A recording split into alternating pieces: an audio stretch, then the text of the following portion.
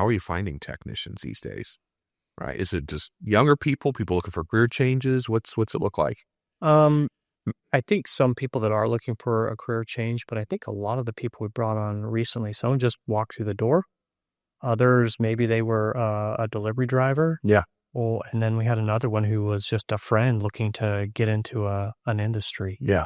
But, it's always a challenge to improve your hiring process and finding new candidates.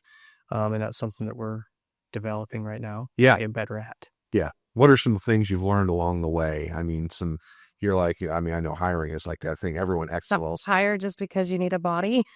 We've done plenty of that, just like a lot of places have. Absolutely. It can be more problematic than helpful. Yeah. So we are selective. We obviously adhere to the technician seal of safety, which, drug screening, background check, and professionally trained. Not only that, but we are a tobacco-free environment. So it is hard. Yeah. Trying to find people that fit that criteria and fit with our culture. Yeah. But we found that when we deviate from that, we're not successful. It doesn't work out, or it can have, negative side effects to the people that are currently with us. Absolutely. So, I mean, yeah.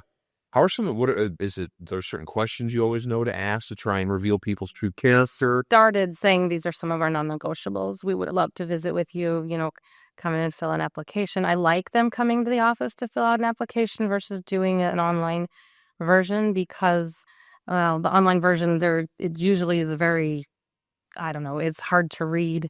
Yeah. You can't get a fill. When they come in, at least you can have a little bit of conversation. It's the first interview.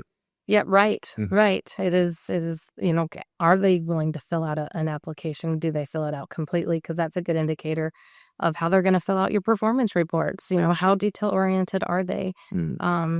Yeah. So, and just kind of let people know that, if you're a smoker, we are tobacco-free, and if you want a job here, that's what it is. That's what it is. Yeah. Are there certain red flags you've learned over the years? Like, I didn't see that, but that's a definite red flag that we cannot bring this person in. Oh, Cardo.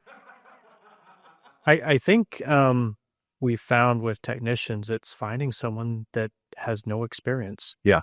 We have found way more success in that than trying to hire someone with experience because they bring all those habits that you have to try and break them of. And that's really hard. Right.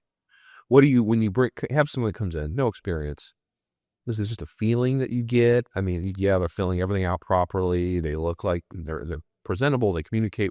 What gives you that? Okay, that's someone we need to bring aboard. From what I've noticed, you quickly learn kind of what their expectation is. We have a floor and kind of a ceiling, and Brian has a path on, where you can be with certain things. In Utah, you have to have 2 credentials. You have to have your EPA certification, which allows you to work on refrigerant, air conditioners, and you have to have your RMGA, which is a Rocky Mountain Gas Association credential that allows you to work on gas and gas appliances, propane appliances. Right. And without that, you cannot. And so that is a hurdle that we have in our area or other places around the country don't have to deal with. Right. And so recruiting and training for us is a little bit more in depth. It's a lot longer to get them trained if they don't have those credentials and have them start producing for you, because if they don't have those, they are stuck with somebody. Yeah. They are the helper, and so that's been a little bit hard. And even in our area, there's companies that, they have their lead that has it and they think that's good enough, and it's not. Yeah. You guys are going to be business. So. Yeah. How long does it take someone to get those certifications typically? It's generally probably 6 to 8 months. Okay. Yeah. So you just have them right along, they help, and it's a good way to see if this is a right fit too. Right. Yeah. So that's the training. It's mostly it's riding along. Do you do a lot of training in the office? Both communication and technical, or you do?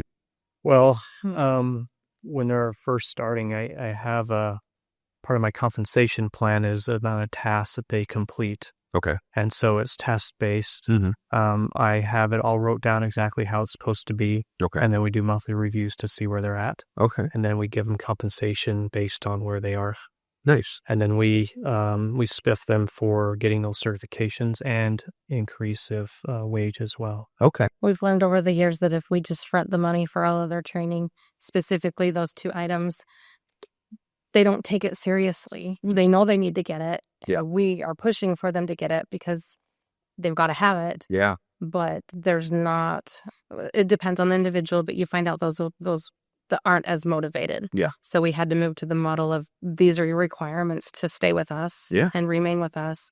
And here's the materials, here's your resources to do it. And this is kind of the time frame we expect you to have it in.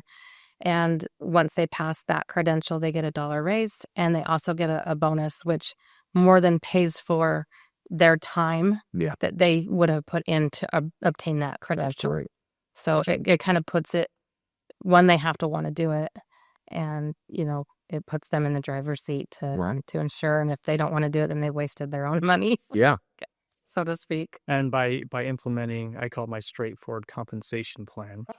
I like it. Yeah. And TM that one. Yeah. Yeah. And so I don't have people coming to me asking for raises. It's more about, okay, what skills do you need?